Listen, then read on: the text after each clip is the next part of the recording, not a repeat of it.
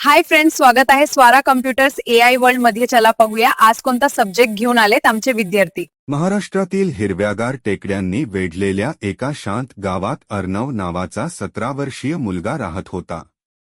त्याच्या घरात शेती ही परंपरा होती, पण अर्णवची दृष्टी मात्र वेगळी होती. त्याला नेहमी वाटायचं की शेती म्हणजे फक्त नांगर, बैल आणि श्रम नव्हे, तर विज्ञान, तंत्रज्ञान आणि मेहनत यांचा सुंदर संगम आहे. म्हणूनच द्राक्ष वेलांची नवीन कामे सुरू होताच त्याने एक धाडसी कल्पना वडिलांसमोर ठेवली, शेतीत रोबोट वापरण्याची. वडील थक्क झाले. रोबोट शेतीत? त्यांनी आश्चर्याने विचारलं. त्यावर अर्णवने मोबाईलवर व्हिडिओ दाखवला ज्यात एक रोबोट पाण्याचे प्रमाण तपासत होता, खत देत होता आणि ड्रोनने फवारणी करत होता. बाबा, असं तंत्रज्ञान आपल्या शेतीला खूप मदत करेल, तो उत्साहाने म्हणाला. आपण एक रोबोट आणूया, त्याला आपली बाग शिकवूया आणि द्राक्ष शेती आधुनिक करूया. अखेर वडील तयार झाले. काही दिवसांनी एक छोटा पण अत्याधुनिक कृषी रोबोट त्यांच्या घराच्या ओसरीत उभा होता. ऐग्रोबॉट नावाचा रोबोट. त्याचा चमकदार धातूच्या शरीरासोबत त्याच्या निळ्या सेन्सर लाईट्स जणू बुद्धिमत्तेने झळकत होत्या. हा रोबोट मातीतील आर्द्रता तपासत होता, रोपांना नेमक्या वेळेला पाणी देत होता, तापमान बदलांची सूचना देत होता आणि कीड आढळल्यास ड्रोनद्वारे नेमकी फवारणी करत होता. गावातील लोक याला चमत्कार म्हणत होते. रोबोट आल्यानंतर अर्णवने त्याला पूर्ण आठवडा प्रशिक्षण दिलं.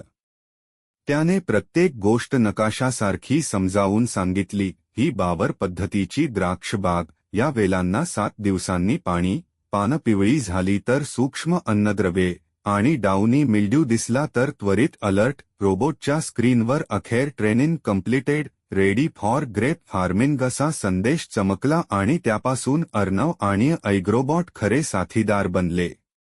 यानंतर बागेत दररोज जणू चमत्कारच घडू लागले. सकाळी रोबोट बागभर फेया मारून अहवाल द्यायचा. मातीतील आर्द्रता किती, कोणत्या वेलीवर कीड, किती तापमान आणि किती पाणी द्यायचं.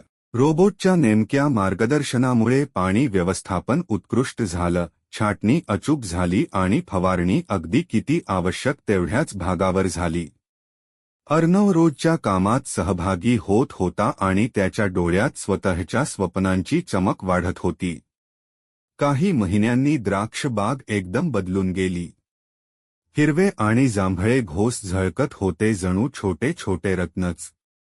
मोठे, स्वच्छ आणि गोड द्राक्षे पाहून व्यापारी थक्क झाले. असं उत्पादन कधीच पाहिलं नाही, त्यांनी कौतुकाने म्हटलं. अर्णव हस्त रोबोटकडे बोट दाखवत म्हणाला, हे आमच्या ऐग्रोबॉटमुळे. वडिलांच्या डोळ्यात आनंदाश्रू आले.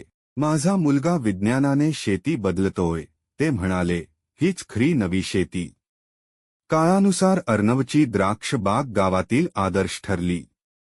आज तो गावातील तरुणांना रोबोटिक शेती, ड्रिप सिस्टीम, ऐपद्वारे मॉनिटरिंग आणि वैज्ञानिक कसे वापरायचे हे शिकवतो. त्याचं स्वप्न एकच, शेती मजबूत झाली तर गाव आणि देश स्वतःच मजबूत होतील. आणि अशा प्रकारे एक रोबोट आणि एका मुलाच्या स्वप्नाच्या संगमाने संपूर्ण गावात शेतीचे भविष्य उजळून निघाले. मग कसा वाटला आजचा एआय व्हिडिओ आवडला असेल तर आमच्या चॅनलला लाईक, शेअर, सबस्क्राईब नक्की करा. थँक्यू.